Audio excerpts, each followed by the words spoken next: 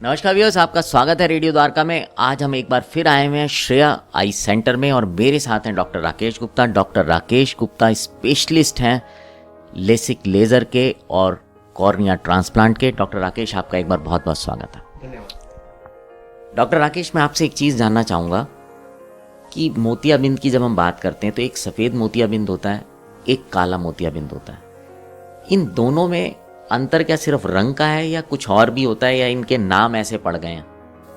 दोस्तों, जो ये सवाल पूछा विशाल जी ने कि सफ़ेद मोतियाबिंद और काला मोतियाबिंद में अंतर क्या है, दोस्तों मैं आपको सिंपल एक बात बताना चाहूँगा। शुरुआत करने से पहले आपने गुलाब और गुलाब जामुन सुना होगा।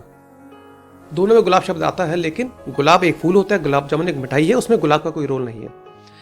इससे शुरुआत करते मैं आपको बताना चाहूँगा, काला मोतियाबिंद और सफ़ेद मोतियाबिंद इसी तरह से बिल्कुल अलग चीज़ है। इनमें केवल रंग का अंतर नहीं है, ये बीमारियाँ ही बिल्कुल अलग है।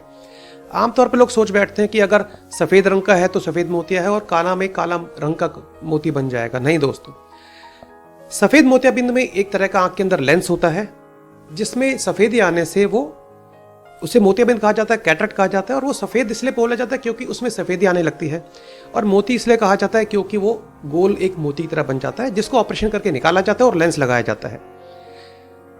इसके विपरीत काला मोतियाबिंद में ना कुछ काला है दोस्तों, ना मोतियाबिंद है।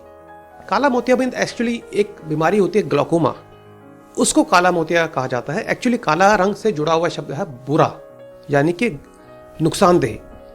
तो यहीं पे आके मैं समझाना चाहूंगा, यदि काला मोतियाबिंद आपको कहा जा रहा है तो उसमें कोई मोतियाबिंद नहीं है। आपकी आंखों में एक बीमारी है ग्लूकोमा, जिसमें आंखों का प्रेशर बढ़ने लगता है। दबाव बढ़ने से आंख की नस में वीक होने लगती है, और जो वीकनेस होती है वो दोस्तों परमानेंट होती है, इसलिए इसको काला शब्द कहा जाता है। इसके साथ जो काला जुड़ा हुआ है वो बुराई को दिखा रहा है कि आपकी जो रोशनी गई वो वापस नहीं आएगी। अब हम कुछ पॉइंट में बताते हैं कि सफ़ेद मोतिया और काला मोतियाबिंद में अंतर और क्या होते हैं। सफ़ेद मोतियाबिंद की ऑपरेशन करने से रोशनी पूरी तरह वापस पाई जा सकती है। इसके विपरीत काला मोतियाबिंद का केवल दवाइयों से इलाज किया जा सकता है। अगर दवाइयों से इलाज नहीं होता तो उसको ऑपरेशन की जरूरत पड़ती है, लेकिन जो रोशनी चली गई दोस्तों वो वापस नहीं पाई जा सकती। सफ़ेद मोतियाबिंद का एक बार ऑपरेशन होने के बाद वो लाइफ लॉन्ग काम करता है। काला मोतियाबिंद एक लाइफ लॉन्ग बीमारी है, जिसका इलाज पूरी उम्र लेना पड़ता है, दवाइयों के रूप में लेना पड़ सकता है। यदि ऑपरेशन होता है उसके बावजूद दवाइयाँ लेनी पड़ सकती हैं। सफ़ेद मोतिया से गई हुई रोशनी पूरी वापस आ सकती है, काला मोतियाबिंद से गई हुई रोशनी पूरी वापस कभी नहीं आ सकती। इनफैक्ट जो रोशनी बची हुई है उसी को बचाने की कोशिश की जा सकती है। तो दोस्तों, मैं उम्मीद करता हूं मैं आपका इस सवाल का जवाब दे पाया हूं कि काला मोतियाबिंद और सफ़ेद मोतियाबिंद में क्या अंतर है। बिल्कुल अलग बीमारियां हैं। डॉक्टर राकेश, आपने बहुत ही अच्छे तरीके से बताया और उम्मीद करता हूं कि हमारे सुनने वालों को ये बात समझ में आएगी, क्योंकि एक ऐसा अंतर है जो कि आम तौर पर लोगों को नहीं पता होता।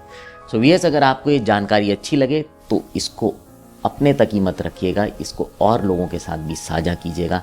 अब आपसे विदा लेता हूं, बने रहें रेडियो द्वारका के साथ।